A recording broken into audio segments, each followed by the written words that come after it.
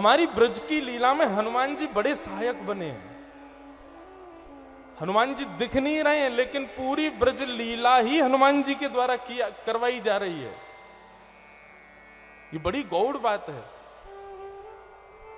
प्रसंग बहुत बड़ा हो जाएगा, लेकिन मैं फिर भी प्रयास करूं। हनुमान जी कौन है?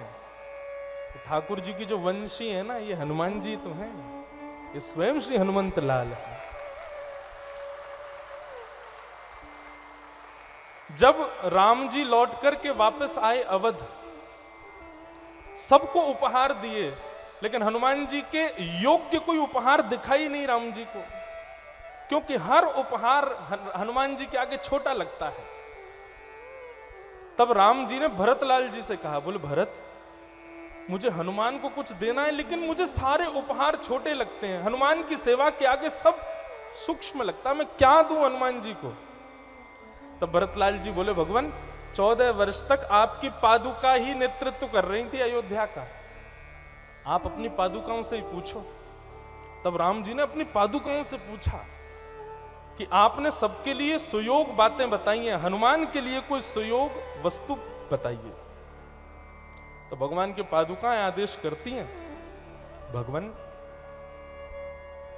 आपके चित्त में ऐसा भाव आता है कि हनुमान जी के योग्य कोई वस्तु नहीं है। हनुमान जी की तो जैसी हनुमान जी की सेवा वैसी सेवा उनकी हो, लेकिन आप करोगे तो हनुमान जी तो नाराज हो जाएंगे, करने ही नहीं देंगे। लेकिन इसका एक प्रभाव हो सकता है कि द्वापर में जब आप कृष्ण बनकर के आएंगे, तब यही हनुमंत लाल जी आपकी वंशी बनकर के आएंगे।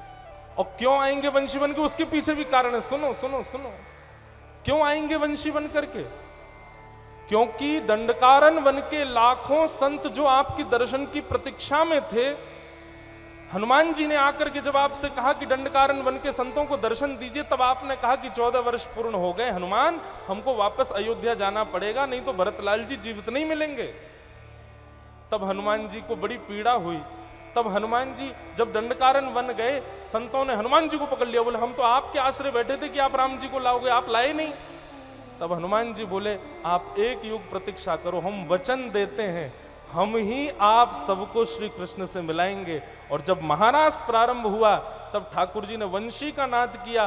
वो वंशी का नाद सबको तो स्वर के रूप में सुनाई दे रहा था, लेकिन कृष्ण प्रेम में ओतप्रोत गोपियां जो पूर्व जन्म में दंडकारन वन के संत थे, वही ब्रज की गोपी बनी थी।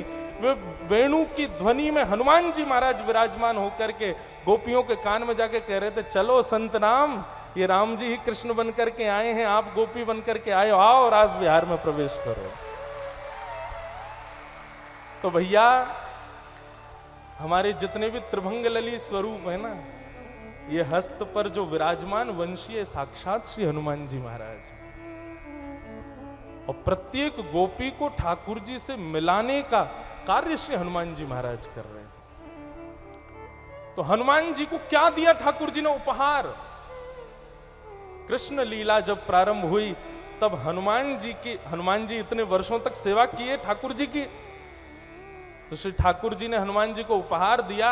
अपनी होठ की तकिया पे सुलाते हैं उनको, अपनी कोमल उंगलियों से छिद्र नहीं हनुमान जी के मानो चरण दबाते हैं, अपनी नासिका पर लटके हुए मोती से मानो हनुमान जी के ऊपर छत्र रखते हैं, अपने नेत्रों को बार बार खोलते हैं, बंद करते हैं, वेणु बजाते समय मानो कोई लेटा हुआ व्यक्ति हो तो उसको पंखा झला जा रहा हो।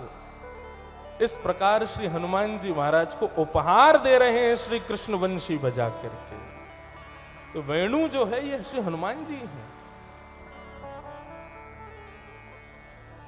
तो हनुमान जी बड़े सहायक हैं भैया। बड़ी छोटी छोटी गूढ़ कथाएं हैं वृंदावन के रस में, जहां श्री हनुमंत लाल जी कृष्ण लीला में अप्रत्यक्ष रूप से विद्यमान है। अभी एक कथा पहले एक भाव मन में आया था कि ठाकुर जी प्रेमास्पद वस्तुओं को कितनी प्रधानता देते हैं। 21 किलोमीटर लंबे चौड़े गिरिराज पर्वत को उठाने के लिए बाम हस्त की इकन्नी उंगली का नख काफी है, और अत्यंत हल्की सी वंशी को धारण करने के लिए 2 भुजाओं का प्रयोग करते हैं। 21 किलोमीटर लंबे चौड़े गिरिराज के लिए एक इकन्नी उंगली काफी है, लेकिन वेणु को दोनों भुजाओं से अपने अधर पर धारण करते। क्यों?